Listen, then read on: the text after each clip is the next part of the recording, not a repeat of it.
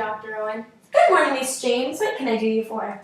It's super painful to go pee, and I go to the bathroom constantly, and my lower abdomen is bloated. What's wrong with me?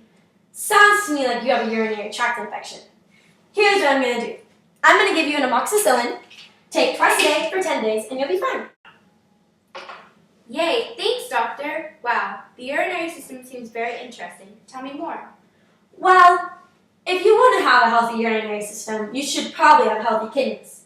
Kidneys are probably the most important part of the urinary system. Think of your kidneys as filters. They're located on either side of your spinal column, and they're located on the lower part of your back. Then there's a tube, and it's called the ureter, and it goes from the kidneys and down to the bladder.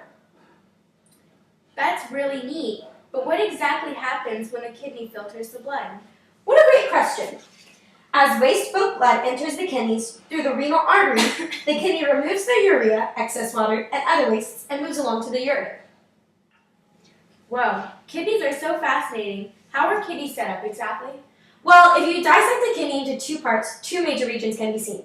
The inner part, the renal medulla, or the outer part, the renal cortex. But there's also another structure. It's called a nephron. A nephron is just a tiny, independent processing unit. Now, these nephrons are located on the outer part, or the renal cortex, except for the loops of Henle. Those are descended into the renal medulla. Wow, that's really cool. So what are nephrons? Well, nephrons are just little units that filter the blood for the kidneys. Each nephron has its own blood supply, an arterial, a venule, and a network of capillaries connecting them. Also, each nephron releases fluids to a collecting duct, which then leads to a ureter. Oh, I get it now. So blood gets purified by nephrons. Precisely. Now there are two parts in which blood is purified: filtration and reabsorption. Filtration occurs in mainly the glomerulus. The glomerulus is a small network of capillaries encased in the upper end of a nephron by a hollow cup-shaped structure called Bowman's capsule. Now, much of the fluid from the blood flows into Bowman's capsule because of the walls of the capillaries and the Bowman's capsule are permeable. The materials that are filtered from the blood are called the filtrate. Now, filtrate consists of water, urea, glucose, salt, amino acids, and some vitamins. And much of this gets excreted. Wow, so what happens in reabsorption? Well, unfortunately, not all of the filtrate gets excreted. Most materials removed from the blood at Bowman's capsule ends up going back into the blood.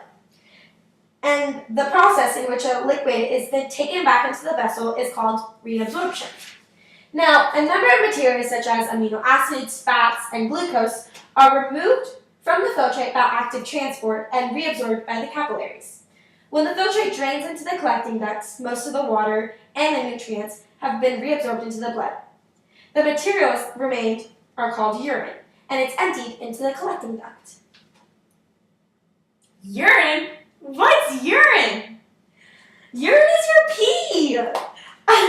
Urine contains urea, excess salt, and water. Among these substances is primarily concentrated in the loop of Henle.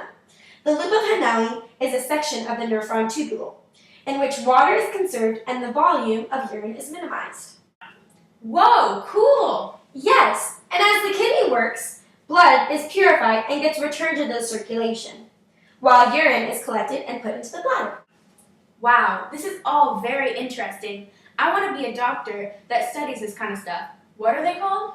Well, one certain type of doctor is called a nephrologist, and they study kidneys. Yay, I'm going to be a nephrologist. Thanks, doctor. No problem, Katie.